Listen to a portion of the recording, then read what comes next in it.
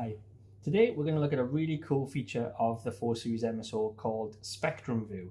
Now, a lot of oscilloscope users tend to sometimes want to see signals in the RF domain, and previously they had to rely on an FFT, which isn't always as usable or as accurate as a dedicated spectrum analyzer. But with Spectrum View, we've come up with something a little bit different than FFT. So I'm looking at a spread spectrum clock around about the 98 megahertz, which I can just confirm by opening up the measurement tab.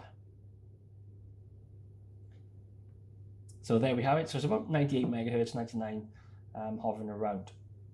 So if I wanted to activate Spectrum View and take a look at the signal in the RF domain, I simply go to channel 1 and select the Spectrum View option and just put the display on.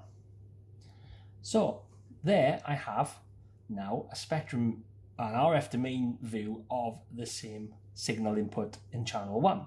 And it's completely independent. So even if I was to adjust my acquisition on my time domain, it does not affect my Spectrum View.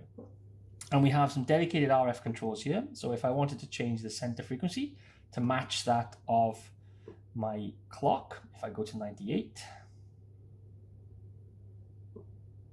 and dial the span down a little bit.